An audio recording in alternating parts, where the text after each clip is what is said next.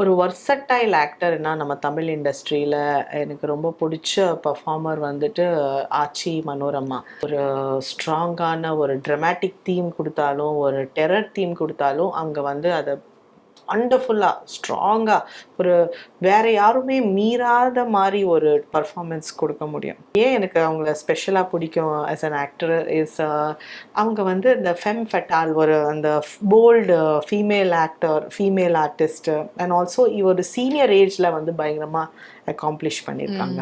Confidence தான் நம்மளை வந்து கேமராக்கு முன்னால் நிற்கும் போது அது ஒரு கான்ஷியஸ் இல்லாமல் ஆக்ட் பண்ணுறதுக்கு எபிலிட்டி கொடுக்கறது. ஸோ அந்த confidence is number one.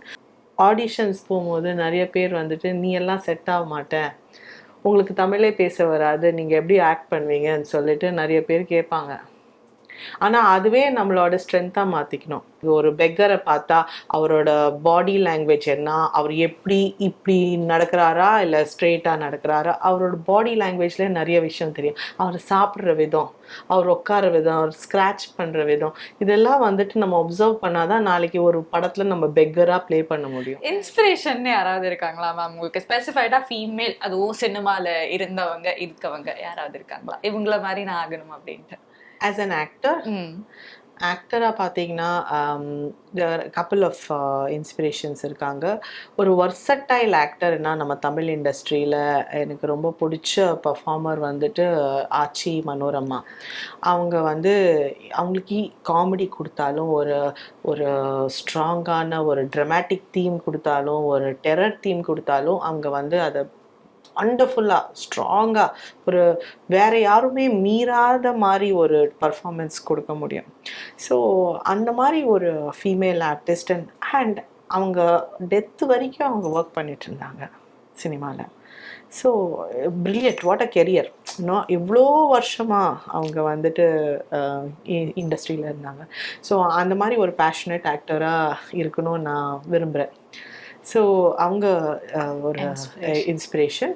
Another inspiration வந்து எனக்கு ரொம்ப பிடிச்ச பர்சன் வந்துட்டு ரம்யா கிருஷ்ணன் மேம். ஓகே, அவங்க ஏன் எனக்கு அவங்கள ஸ்பெஷலாக பிடிக்கும் ஆஸ் அன் ஆக்டர் இஸ் அவங்க வந்து இந்த ஃபெம் ஃபெட்டால் ஒரு அந்த bold female actor, female artist and also ஒரு சீனியர் ஏஜில் வந்து பயங்கரமாக அக்காம்ப்ளிஷ் பண்ணியிருக்காங்க.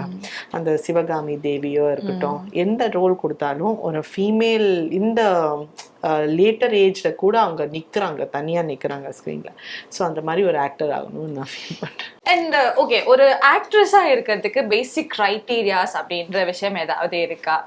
லைக் ஒரு ஃபீமேல் பற்றி நான் பேசுகிறேன், ஒரு ஆக்ட்ரஸாக ஒரு ஆர்டிஸ்டாக உங்களை கேரி ஓவர் பண்ணிக்கிறதுக்கு பேசிக்காக க்ரைட்டீரியாஸ் என்ன? நான் வந்து எல்லாருக்கும் ஒரே க்ரைட்டீரியான்னு சொல்ல மாட்டேன். பட் என்னை பொறுத்த வரைக்கும் எனக்கு என்ன ஒர்க் ஆகுதுன்னு நான் ஷேர் பண்ணுறேன். Number one, confidence. நம்மளால் ஒரு விஷயம் பண்ண முடியும், நம்மளால் அதை டெலிவர் பண்ண முடியும் சொல்லிட்டு ஒரு கான்ஃபிடென்ஸ். ஓகே, பிகாஸ் கான்ஃபிடென்ஸ் தான் நம்மளை வந்து கேமராக்கு முன்னால் நிற்கும் போது அது ஒரு கான்ஷியஸ் இல்லாமல் ஆக்ட் பண்ணுறதுக்கு எபிலிட்டி கொடுக்கறது. ஸோ அந்த confidence is number one. Number two, observation, learning and taking rejection. ஒரு எப்படி சொல்கிறது, நிறைய நம்மளை சுற்றி இருக்கிற விஷயத்த பார்த்துட்டு நம்ம நிறையா கற்றுக்கணும். ஒரு பெக்கரை பார்த்தா அவரோட பாடி லாங்குவேஜ் என்ன, அவர் எப்படி இப்படி நடக்கிறாரா இல்லை ஸ்ட்ரெயிட்டாக நடக்கிறாரா, அவரோட பாடி லாங்குவேஜ்லேயே நிறைய விஷயம் தெரியும். அவர் சாப்பிட்ற விதம், அவர் உட்கார விதம், அவர் ஸ்க்ராட்ச் பண்ணுற விதம், இதெல்லாம் வந்துட்டு நம்ம ஒப்சர்வ் பண்ணாதான் நாளைக்கு ஒரு படத்தில் நம்ம பெக்கராக ப்ளே பண்ண முடியும். கரெக்ட். ஸோ அந்த ஒப்சர்வேஷன் ரொம்ப முக்கியம். Okay, so to bring out a certain character and நம்ம அந்த ஹார்ட் ஒர்க் பண்ணுறதுக்கு ரெடியாக இருக்கணும். மூணாவது வந்துட்டு ரொம்ப திக்கு எரும மாடு மாதிரி ஒரு ஸ்கின் வேணுங்க. ட்ரோல் பண்ணுவாங்க, ரிஜெக்ட் பண்ணுவாங்க. ஆடிஷன்ஸ் போகும்போது நிறைய பேர் வந்துட்டு நீ எல்லாம் செட் ஆக மாட்டேன், உங்களுக்கு தமிழே பேச வராது, நீங்கள் எப்படி ஆக்ட் பண்ணுவீங்கன்னு சொல்லிட்டு நிறைய பேர் கேட்பாங்க. ஆனால் அதுவே நம்மளோட ஸ்ட்ரென்த்தாக மாற்றிக்கணும். இப்போ நான் வந்து ஒரு விஷயம் கோட் பண்ணணும்னு நினைக்கிறேன். ஆர்னால்ட் ஸ்வாஷ்நெகர் எல்லாருக்கும் தெரியும், கரெக்டாக? ஃபஸ்ட்டு அவர் வந்துட்டு பாடி பில்ட் பண்ணார். அமெரிக்கா போயிட்டு ஹாலிவுட் ஹீரோ ஆக போகிறாருன்னு சொன்னார். ஸோ பாடி ஃபுல்லாக பில்ட் பண்ணிவிட்டு இந்த பாடி வச்சுட்டு யாருப்பா அவனும் ஹீரோ ரோல் கொடுக்க போகிறாங்க, இவ்வளோ பெருசாக இருக்கியேன்னு சொன்னாங்க. ஆனால் கரெக்டாக ஒரு ஸ்கிரிப்ட், கோனான் த பார்பேரியன்னு சொல்லி ஒரு ஸ்கிரிப்ட் வந்தது. அந்த மாதிரி ஸ்கிரிப்டில் கரெக்டாக அவரோட பாடினால அவருக்கு அந்த ரோல் கிடைச்சிது. ஸோ நமக்கு என்ன எல்லாரும் ஒரு வீக்னஸோ ஒரு யூனிக் அந்த பாயிண்ட்டை வந்து நம்ம ஒரு யூனிக்காக மாற்றணும். சரிங்களா? So that is what I believe. அப்புறமா அவருக்கு வந்து ஆக்சென்ட் வந்து ஜெர்மன் ஆக்சென்ட்டோட அவர் இங்கிலீஷ் பேசுவார்.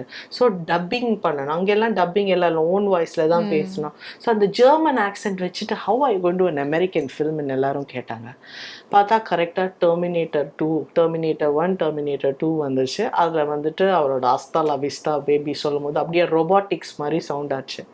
இது வந்து ஒரு யூனிக்காக அவர் யூஸ் பண்ண விஷயம். வேறு யார் சொன்னாலும் அது கரெக்டாக இருக்காது, அவர் சொன்னால் மட்டும்தான் கரெக்டாக இருக்கும். So I really admire him for this. And அதே மாதிரி நாங்கள் நம்மக்கிட்ட ஏதோ எல்லாரும் சொல்கிற ஒரு வீக்னஸை வச்சுட்டு ஒரு யூனிக்காக மாற்றணும்னு நான் பிலீவ் பண்ணுறேன். என்னோடய பாடி சைஸ் ரொம்ப பெருசாக இருக்கும், யூனோ ஜைஜான்டிக்காக இருக்கும் ஸ்க்ரீனில். ஸோ ஜவான் படத்தில் எனக்கு வந்து ஒரு பெரிய ஒரு கன்னு கொடுத்தாரு, 20 கிலோ கன். அது வந்து இதுக்கு முன்னால் ஒரு டைகர்ன்னு சொல்லி ஒரு பாலிவுட் மூவி, சல்மான் கான் டச் பண்ண கன் அதுக்கு முன்னால். அதுக்கு முன்னால் பார்த்தீங்கன்னா இந்த கன் வந்து 1970s ப்ரிடேட்டர்ன்னு சொல்லி ஹாலிவுட் படம் வந்தது. அப்போது அந்த கன் தான் ஹீரோ அந்த படத்துலே, அந்த ப்ரிடேட்டர்ல கொலை பண்ணுற கன் அது. ஸோ அந்த கன் வந்து எனக்கு மட்டும் கொடுத்தாரு, எனக்கு மட்டும் ஒரு ஹீரோ ஷாட் வச்சாங்க அந்த கன்னு வச்சுட்டு. ஏன்னா my body type was big, how to hold the gun. So அது வந்து ஒரு அந்த யூனிக் ஃபீச்சரை வந்துட்டு அது பெஸ்ட்டாக நமக்குன்னு ஒரு வாய்ப்பு வரும் யூஸ் பண்ணுறதுக்கு. சீரியஸ்லி எனக்கு வந்து ஓகே சூர்ணி இன்ஸ்பயர் ஆவே. So try to be unique, don't try to be like everybody else. அதுதான். and உங்க யூனிக் குவாலிட்டிஸை வந்து டெவலப் பண்ணுங்க. Nice. And like